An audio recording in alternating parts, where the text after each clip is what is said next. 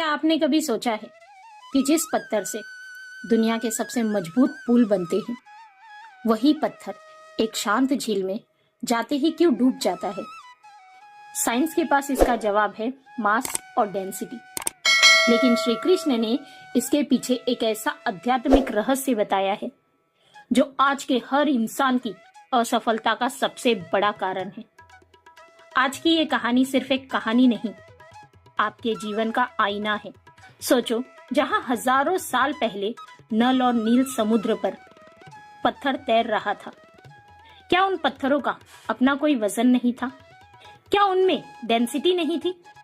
बिल्कुल थी, लेकिन फिर भी वो तैर रहे थे। और आज अगर आप एक छोटा सा कंकड़ भी पानी में फेंकते हो तो वो सीधे नीचे चला जाता है। क्या वो सिर्फ एक चमत्कार था, या इसके पीछे कोई गहरा मनोविज्ञान था? कोई ऐसी साइंस छुपी है जिसे हम आज भूल चुके हैं? आज के इस दौर में हम सब अपनी अपनी सफलता की रेस में दौड़ रहे हैं। हम सब मजबूत बनना चाहते हैं, पत्थरों की तरह अड़िग रहना चाहते हैं, लेकिन अक्सर जैसे ही हम थोड़े से कामयाब होते हैं, हम उसी पत्थर की तरह डूबने लगते हैं। क्यों? क्योंकि हम अपने साथ एक ऐसा अदृश्य बोझ लेकर चल रहे हैं जिसका हमें अंदाजा भी नहीं है। तो चलिए इस रहस्य को समझते हैं, एक ऐसी कहानी के जरिए जो मौत के दरवाजे से शुरू होती है। प्राचीन भारत के एक समृद्ध नगर में एक मूर्तिकार रहता था। उसका नाम था शिल्पकार माधव। माधव कोई साधारण कलाकार नहीं था। लोग कहते थे कि जब वो पत्थर पर अपनी छेनी और हथौड़ी चलाता था तो पत्थरों के अंदर से संगीत सुनाई देती थी। उसने सालों की तपस्या से ऐसी कला सीखी थी कि वो पत्थरों में जान फूंक देता था।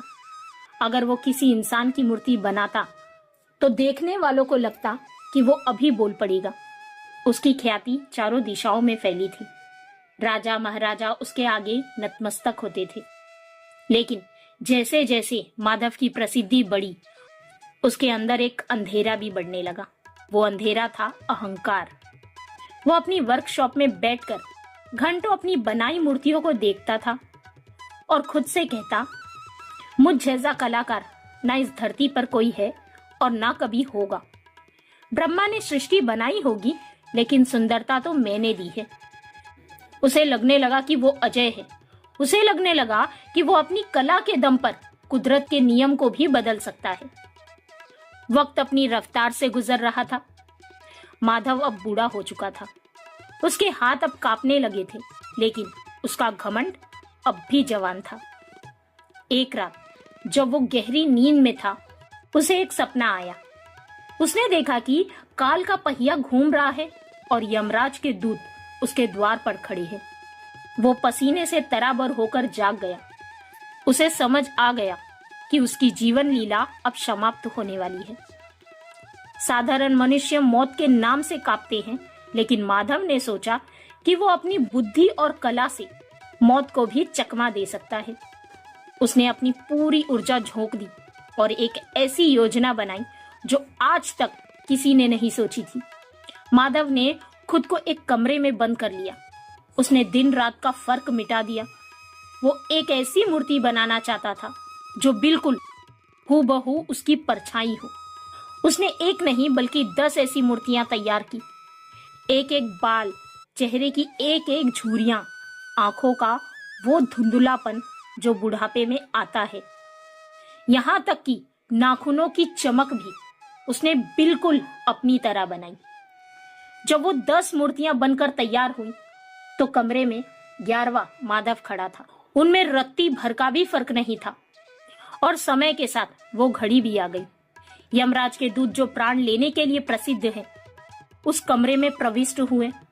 जैसे ही उन्होंने अंदर कदम रखा, वो चौंक गए।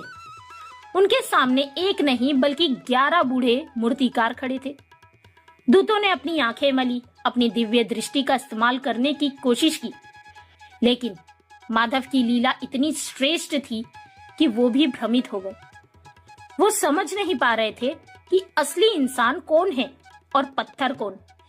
दूत खाली हाथ लौट गए और यमराज को सारी बातें बताई। यमराज मुस्कुराए। उन्होंने कहा, मनुष्य की बुद्धि जब कला से मिल जाती है तो वो देवताओं को भी उलझन में डाल सकती है, लेकिन इंसान चाहे कितना भी बड़ा कलाकार क्यों न बन जाए, वो अपनी मूल प्रकृति को नहीं छोड़ पाता। यमराज ने खुद धरती पर जाने का फैसला किया। वो जानते थे कि माधव को पकड़ने के लिए किसी दिव्य शक्ति की नहीं, बल्कि उसके स्वभाव को पकड़ने की जरूरत है। अब यमराज उस कमरे में पहुंचे। उन्होंने देखा कि माधव उन 10 मूर्तियों के बीच बिल्कुल जड़ होकर खड़ा था। उसने अपनी सांसें रोक ली थी, धड़कनें काबू में थी। वो साक्षात पत्थर बन चुका था। यमराज धीरे धीरे उन मूर्तियों के बीच टहलने लगे। वो जानते थे कि माधव सुन रहा है। यमराज ने बड़े ध्यान से एक एक मूर्ति को देखा और फिर एक लंबी आह भरी। उस विधाता ने तुम्हें मिट्टी से सोना बनाने का हुनर दिया है। इन मूर्तियों की बनावट, इनका अनुपात, इनकी गहराई, सब कुछ बिल्कुल ईश्वर की रचना जैसा है। काश काश की कलाकार ने छोटी सी भूल न की होती।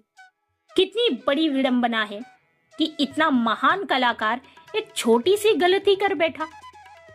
अगर वो गलती ना होती तो ये मूर्ति अमर हो जाती और इस कलाकार का नाम इतिहास में सुनहरे अक्षरों में लिखा जाता। पर अब ये सब व्यर्थ है। इस एक गलती ने पूरी मेहनत पर पानी फेर दिया। जैसे ही यमराज ने ये शब्द कहे, माधव के अंदर एक अहंकार छटपटाने लगा। उसके मन में शोर मच गया। गलती? मुझ जैसा महान शिल्पी गलती कैसे कर सकता है? मैंने तो एक एक इंच का ध्यान रखा है। यमराज झूठ बोल रहे हैं, या फिर शायद सच में कुछ छूट गया हो। क्या मेरी नाक टेढ़ी है? क्या कान की बनावट में फर्क है? अहंकार की यही सबसे बड़ी समस्या है। उसे अपनी आलोचना बर्दाश्त नहीं होती। वो अपनी तारीफ का इतना भूखा होता है कि वो अपनी जान की परवाह भी नहीं करता। जैसे ही यमराज मुड़कर जाने लगे, माधव अपना आपा खो बैठा। वो उन मूर्तियों के घेरे से बाहर निकला और चिल्ला कर बोला, ठहरिए, मेरी कला में कोई त्रुटि नहीं हो सकती। बताइए, कहाँ है वो गलती? मैंने क्या कमी छोड़ी है? यमराज मंद मंद मुस्कुराए। उन्होंने माधव का हाथ पकड़ा और उसकी आंखों में झांकते हुए कहा, बस यही एक कमी थी, तुम्हारा अहंकार। पत्थर की मूर्तियां बोलती नहीं हैं और तुम अपनी तारीफ के लिए बोल पड़े। तुम अपनी कला के पीछे छुप तो गए थे, लेकिन तुम अपने घमंड के पीछे खुद को छुपा नहीं पाए। माधव समझ गया कि उसकी सबसे बड़ी जीत ही उसकी सबसे बड़ी हार बन गई। तो अब उस सवाल पर वापस आते हैं जो हमने शुरू में किया था। पत्थर पानी में क्यों डूबता है? भगवान श्री कृष्ण ने अर्जुन को एक बार यही रहस्य समझाया था। अर्जुन ने पूछा था, प्रभु, रामेश्वरम के तट पर वो पत्थर तैर रहे थे क्योंकि उन पर राम का नाम लिखा था, लेकिन आम जीवन में पत्थर क्यों डूब जाते हैं? श्री कृष्ण ने मुस्कुराते हुए कहा, पार्थ, पत्थर पानी में इसलिए नहीं डूबते कि पानी उसे डुबाना चाहता है। पत्थर इसलिए डूबता है क्योंकि वो पानी में गिरते ही अपनी जगह बनाने के लिए संघर्ष करता है। वो पानी को काटता है, वो पानी को हटाता है, वो भारी हो जाता है, वो झुकने से इनकार कर देता है। और जो झुकता नहीं, जो खुद को भारी बना लेता है, उसे कुदरत की लहरें नीचे ढकेल देती हैं। इंसान का अहंकार भी उसी पत्थर के वजन जैसा है। जब आप सफल होते हो तो आपके पास 2 रास्ते होते हैं। या तो आप उस सफलता को अपनी नाव बना लो जो आपको पार लगाए, या फिर उसे अपने गले का पत्थर बना लो। माधव ने अपनी सफलता को पत्थर बना लिया था। वो इतना भारी हो गया था कि वो मौत के सामने भी झुकना नहीं चाहता था। हम सबके जीवन में ये पत्थर मौजूद है। कभी ये हमारी डिग्री है, कभी ये हमारा पैसा है, कभी हमारा पद है, तो कभी हमारा रूप है। हम जितने भारी होते जाते हैं, डूबने का खतरा उतना ही बढ़ जाता है। श्री कृष्ण कहते हैं कि जिस दिन आप मैं को त्याग कर स्वयं में स्थित हो जाओगे, आप हल्के हो जाओगे। और जो हल्का होता है वो समुद्र की लहरों पर भी नृत्य करता है। आज की इस डिजिटल और कॉम्पिटिटिव युग में हम सब उस मूर्तिकार की तरह हैं। हम अपनी इमेज बनाने में इतने व्यस्त हैं कि हम अपनी असलियत भूल चुके हैं। हम चाहते हैं कि हर कोई हमारी तारीफ करे, कोई हमारी कमी ना निकाले। लेकिन याद रखिए, आपकी असली ताकत आपकी काबिलियत में नहीं, बल्कि आपकी विनम्रता में है। जितना ऊंचा उड़ना चाहते हो, उतने ही हल्के बनो, क्योंकि पतंग भी तभी आसमान छूती है जब वो हवा के सामने झुकना जानती है। अगर पतंग अकड़ जाए तो वो कट जाती है। अगर पत्थर झुकना सीख ले तो वो पानी पर भी तैर सकता है। श्री कृष्ण का संदेश साफ है, फल की चिंता छोड़ो, खुद को ईश्वर को समर्पित कर दो। जब आप मैं को हटाकर हम को लाते हो तो आप डूबते नहीं, बल्कि तैरकर पार हो जाते हो। आज खुद से एक वादा करो कि आप अपनी सफलता का बोझ अपने सिर पर नहीं चढ़ने दोगे। कमेंट्स में जय श्री कृष्ण लिखकर इस संकल्प को दोहराओ और इस वीडियो को उन लोगों तक पहुंचाओ जो अपनी सफलता के बोझ से दबे हुए हैं। शायद आपकी एक शेयरिंग किसी डूबती हुई नाव को बचा ले। मिलते हैं अगली कहानी में। तब तक के लिए खुद को हल्का रखो, मुस्कुराते रहो। राधे राधे।